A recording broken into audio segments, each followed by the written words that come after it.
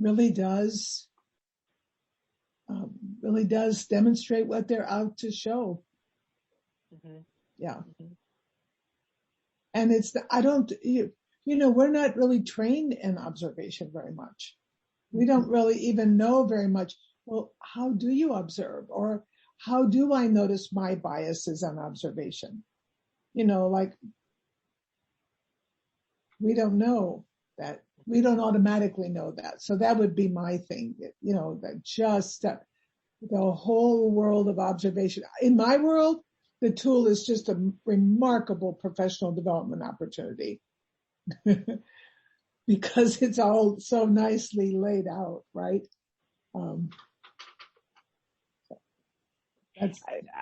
have a question. In your coaching, when you do work with individual teachers, is that something you do? I mean, assuming you didn't get in their classroom, but do you sit down with the teacher and sort of ask to see their notes or if there's portfolios of work, or if there's a relationship, yeah. But I think that really only works after a relationship, because I think it's pretty vulnerable work. Like for me to say, this is what I think is a good piece of evidence. But yeah.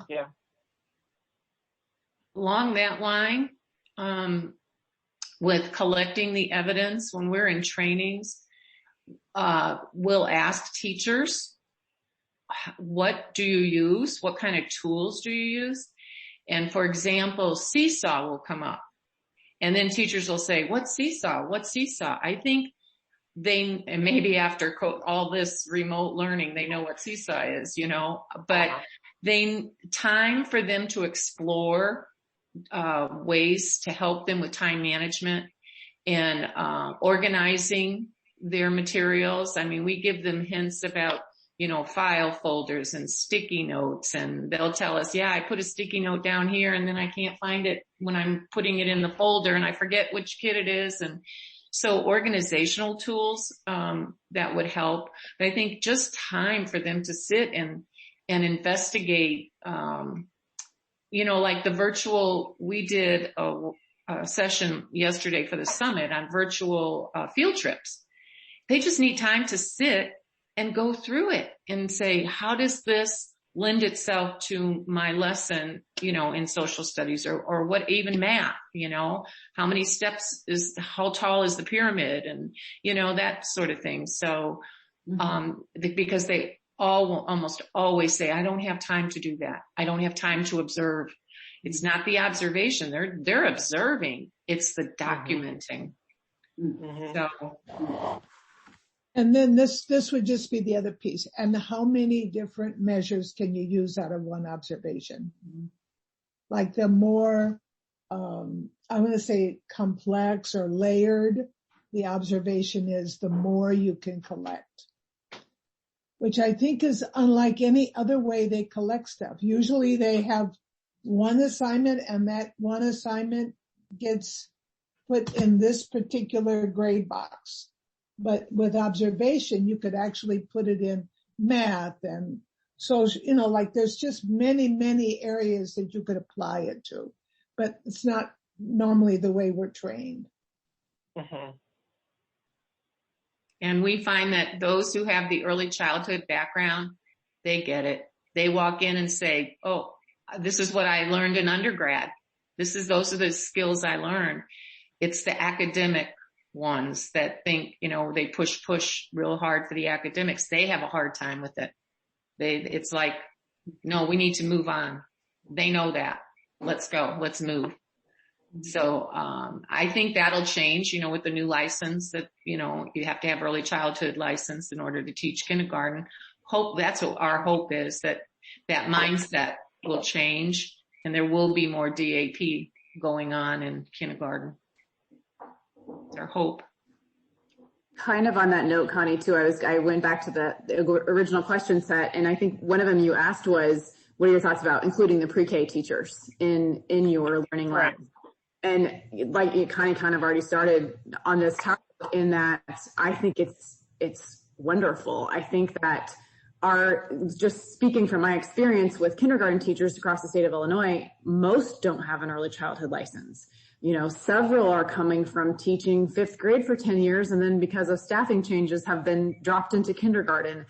They might love it and they might not, but they're definitely not coming to it well-versed in developmentally appropriate practices and observational assessment. And so I think they really have a lot to learn from the pre-K teachers, whether they know that and want to admit it or not and be vulnerable. But those teachers who have that background do have a lot to offer because, again, at least from the state's perspective of those programs that have the preschool for all, that's their instruction. You know, you can take the word assessment out of it when you look at your teaching strategies gold and your DRDP.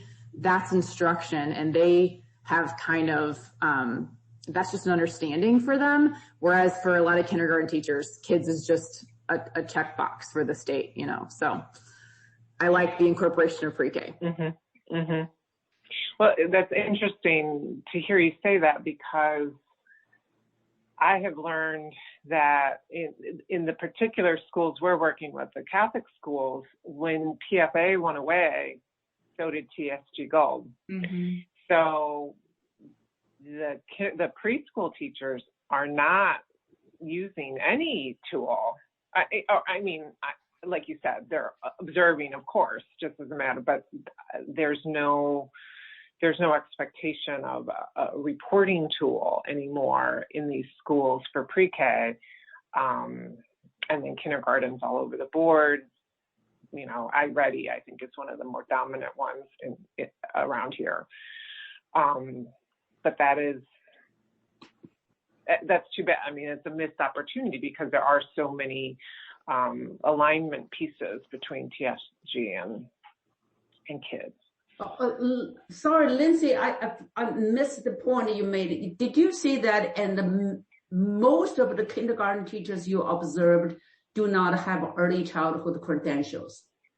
Oh, it's true, Jackie. And honestly, I couldn't even begin to give you a percentage. I'd have to look at all my lists and really know what their backgrounds are. But I think that's part of a hurdle of putting something into place in general at the kindergarten level is that the whole thought process of observing in that being part of your driving the next instruction piece is kind of new, or at least is not something that they've been used to. Because again, I mean, I know that you say the Catholic school, they're very academic. A lot of kindergartners or kindergartens are very academic in public schools also, and it's that push down effect. And any kindergarten teacher, I think, will tell you that we really feel tasked to have kids ready for first grade so that they're ready for second grade, and slowly but surely the play and those more unstructured exploration times have gone away. And so a lot of our kindergarten teachers in place, even those who are phenomenal and do include the play, don't necessarily have that early childhood license. No. Wow. To dovetail off of what y'all are saying about pre-K and kindergarten, the only thing I would want to caution anyone is the kids' assessment was never meant for a 3-year-old. Mm-hmm. That's entry-level kindergarten. So we have to be careful with if we're asking them to collect data or any of these that don't have TSG or anything like that. The kids' instrument was never meant for those little bitty ones. Yeah. I'm glad you brought up that caution because I'm a little uncomfortable too. I don't know that we would ask pre-K teachers to use the kids tool to collect data. It's more learn about it and engage in the professional discourse around, what it sort of reveals in terms of development and the practice of having to justify with evidence. I think that's the piece, kind of, like what you were saying, Patricia, like the practice of describing and interpreting what this means. Okay, so the child counted these 24 items. okay, but what does that mean? You know,